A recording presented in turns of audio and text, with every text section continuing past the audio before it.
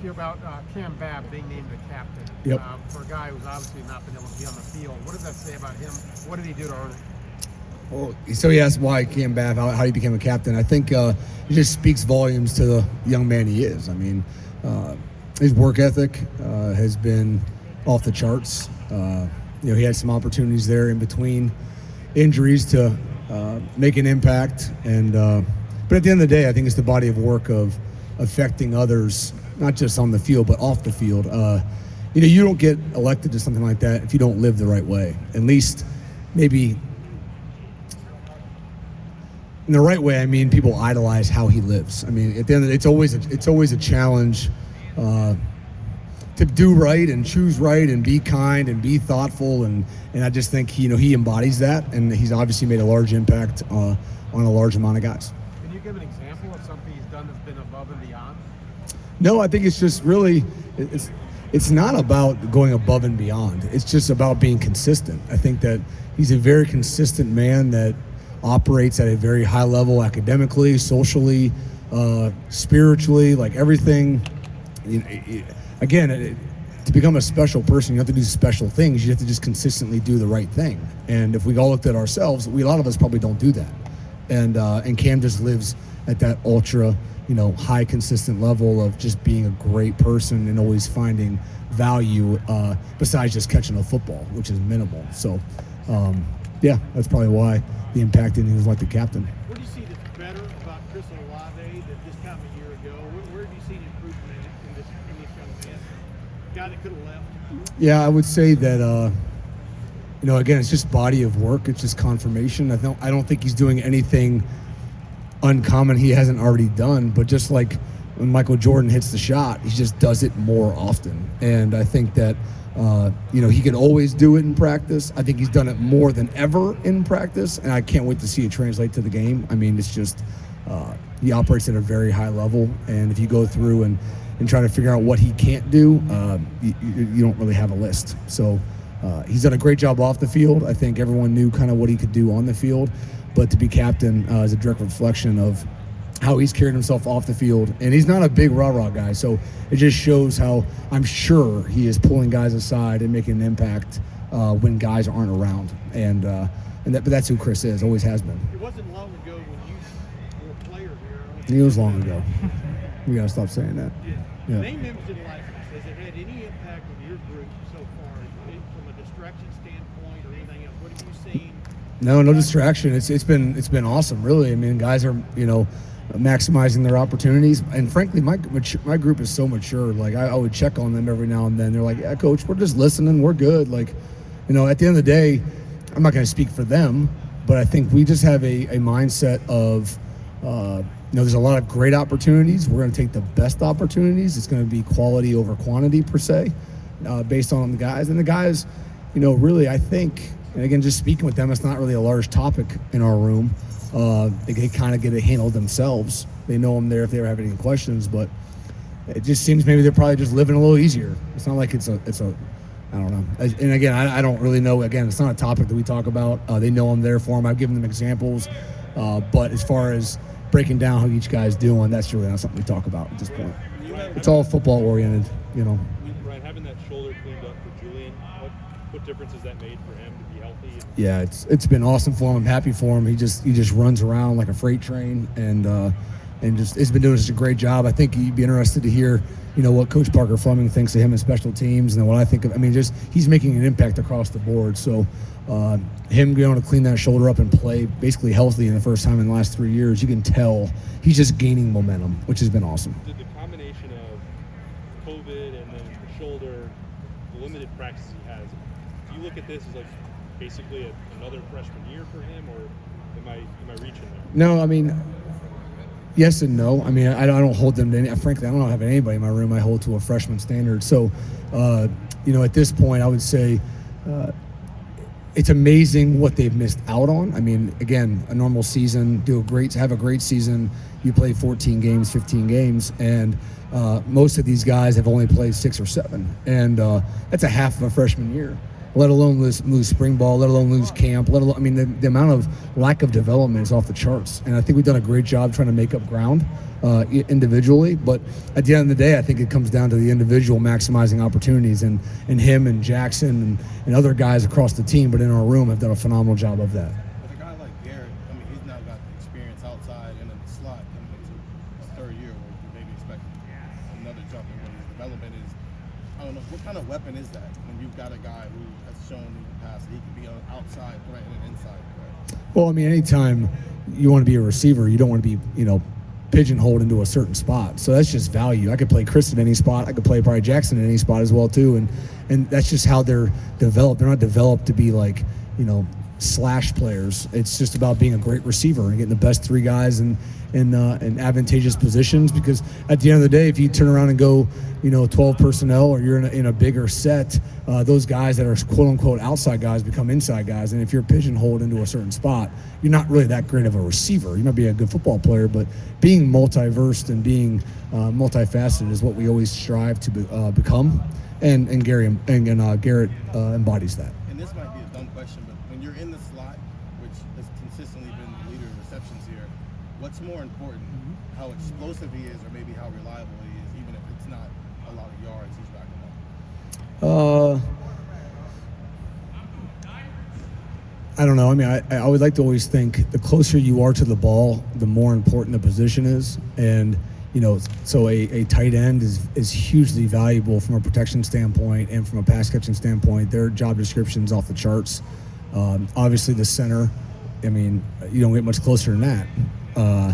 I would say, but at the end, we all have our piece, and the more things you can bring to the table, and whether it be, speed sweeps or running vertical, I mean, again, the more you can do, I would assume the more you got a game plan for. So there's only so many reps in a week, and there's no way you could probably get it all accomplished if you're playing probably against Ohio State in our offense with that kind of personnel.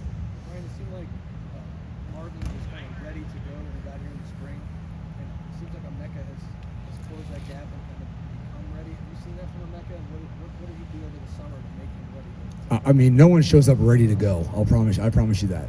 Secondly, I would say that they've all continued to grow. We just talked about the group last year missing out on spring ball and that precious development. And again, all three of them, Jaden, Emeka, and Marvin, are glaring examples of how much time you can make up through spring and through the summer. That being said, Chris Olave came in June, and he still had an impact as a freshman as well. So not it's not a cookie cutter process. Everyone has their own paths, but obviously time on task is always very valuable. And I would say everyone in the room has absolutely maximized that. So from a growth perspective, everyone's grown exponentially over the last probably 6 months. How is Jackson a different receiver now than he was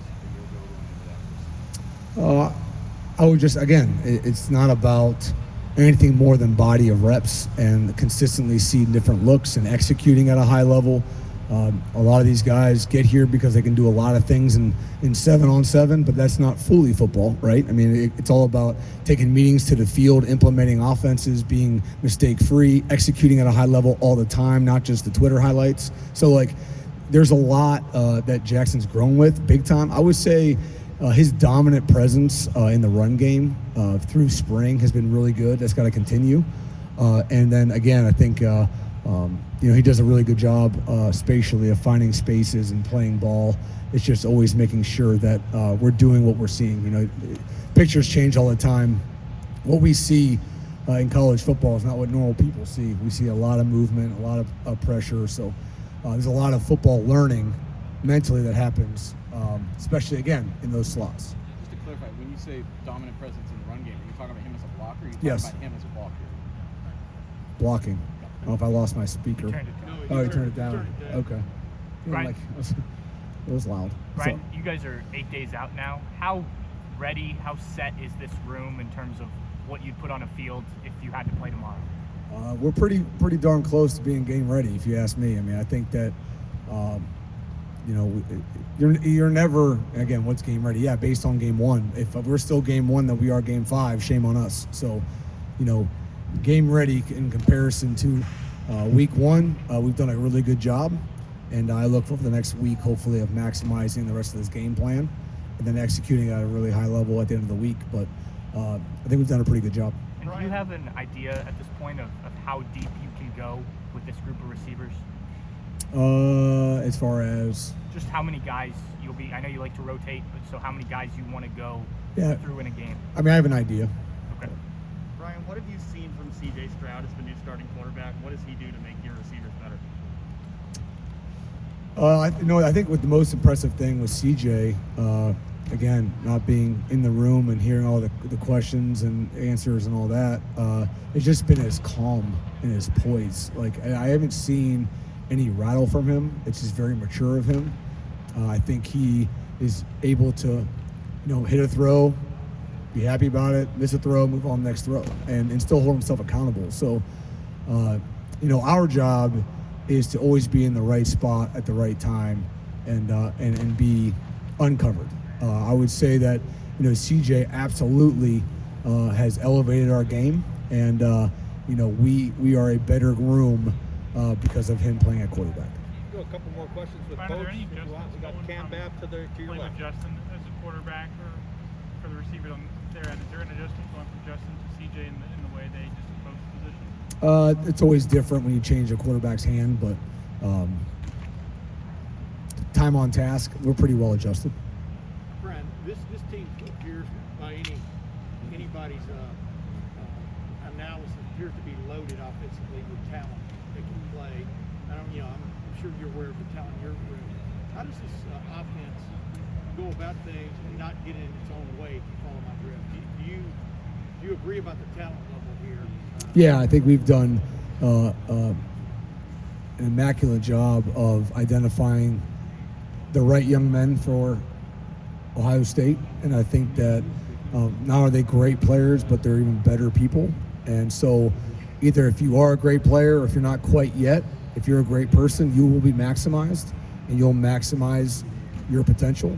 So that those two things I think would definitely attest that yes, we've done a good job with that. Great players and great people. But what I'm getting to is how do you guys coaches go about it so that you don't just go crazy about trying to do things and just stick to basics?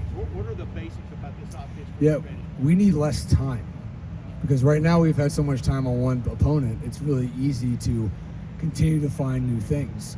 But to your point, as coaches, it's always a challenge, not a hard challenge, but our challenge is to always put our players in best positions to execute. They do a great job on developing as players, and it's our job to use their skill set and put them in proper position based on leverage or cover, whatever, to help them execute. Asking guys to do jobs that either they can't do or, are disadvantaged to do, shame on us. So, hope that answers your question. Brian, the rotation, I know not necessarily the depth chart, but Olave, does he specialize in split in, flanker, slot? Like how do you envision, what's the He best specializes at receiver position? Receiver, Yeah. okay. Where would you see him more often? everywhere. Okay. What's the best position for Fleming or Smith and Jigba? Receiver. They're all interchangeable. They're receivers. Okay. All right. Can I ask a real dumb question, but just watching. I love your Marvin- dumb questions. Watching Marvin Harrison Jr., for example, and Mika Igbokwe, two guys that really jumped out to me. They just seem to be, I don't know, 2 or 3 years ahead. I don't know. I mean, you watch them every day. I'm just talking about the art of running routes and catching the ball. They do. They are. They've done a really good job. I mean, I think the best thing they do is just taking meetings to the field and implementing things, and they have a great mental approach to it and playing the mental game. And they just, I agree with what you're saying. I think that the conversations are not day one conversations. We've moved quickly through those conversations to think about this, think about that, and I don't feel like they're overloaded. Now, that's how they live. They both have 4.0s. Well, actually, Marvin had an A-, but they're excellent, like in all facets. And Jaden Ballard as well, like mid three point student that is doing roommates. So again, I would say that Jaden's still learning more from them, but he's at a much higher level too. So it's just been a fun room, and the conversations aren't 101. So You can tell Marvin used to have dinner a lot with a Hall of Fame wide receiver. yeah, probably a good chance. Yep. Ryan, I know Chris has enough speed to kind of just run by a lot of guys if he wanted to, but he seems very savvy and like has kind of grown in the way he can sort of manipulate defenders and get himself open. Just, I guess, how have you seen him grow in that way, and then what do you appreciate about maybe his technical side of it? Yeah, a lot. I mean, get to a guy like Chris and Garrett, like these guys are operating on like a 1% basis, right? Like the improvements are minimal in the eye of others, but you see them every day, and you're trying to work on small little technique things, and no matter like this. So that's where Chris and Garrett have been. They can be very productive yet still not good enough. And that's the world they have to live in and operate in, and that's the self-coaching and self-dialogue. And so between Chris's manipulation of defenders and anybody, I mean, Chris is fast, but if you open up early and you take off, it's really hard to run by somebody when they're opening up. So how do I keep them square? How do I attack leverages? How do I still transition at 4-2-5? So those are the things he has to operate with. And Garrett's so explosive, but like, how do I contain my explosiveness so I'm efficient? And so everyone's got their own little, bugaboos, if you will, and areas of improvement, but they're operating in a 1%, mindset of, when you're at 90% of what you're capable of, how do you just find 91 and 92? When you're starting at 60%, it's easy to get 5% a month. It's hard when you're at where they're at. So, but great growth by both of them, especially off the field. I think a lot of the growth has been off the field, which has translated to even on the field. When you have Two more questions, guys. I mean, clearly those are your best two receivers. Everybody kind of knows that around the country. And it seemed like logical that Garrett's going to be in the slot again this year and Chris is going to be outside. And obviously, I know people are interchangeable, but what did Jackson do to make you feel comfortable to take what Garrett was in the slot last year and move it outside, and so you could get Jackson on the field more? I think it just comes down to best players can get on the field, best players play. And again, I mean, we keep focusing on the slot, and it's just someone's got to play there. So, once we change personnel and get into different formations, and all of a sudden the outside guys, it doesn't change. So now, can some guys be a little better here or there? Sure. I mean, they're fractions of a difference, but we just try to maximize opportunity and formations. But again, I guess to answer your question on Jackson, it's just body of work. It's the consistency level. Anything else? Yeah, sorry. Yeah, you're fine. I might word this wrong, so I apologize if I do, but I'm just wondering with guys like Chris and Garrett, you're talking about how proficient they are. You watch them sometimes, and it seems they're really good at sort of changing their speeds within a route and using pace kind of to their advantage. And I imagine that's important for every receiver, but just like how good are those two guys at that particular point? They better not be slowing down too much because the quarterback's gonna get killed. But and there's a little something to it. I would say it's more body language than speed. But at the end of the day, we want that ball out of the quarterback's hand as fast as we can. And I think that what we're kind of getting to is when I ask them why they do something, we usually have an answer now. So, which is good, and then that just provides conversation, which is what it's all about. So if we can fix the mental narrative, then we can fix the action. So if they're doing something that's not quite right, there's probably a reason, which is good. It means they're thinking, not just doing. They're thinking about it. So if they have the wrong thought, that's on me. So I need to help get that fixed. But again, they've grown big-time cerebral players, and that makes it a lot of fun to coach. Great. Coach, thank you very much.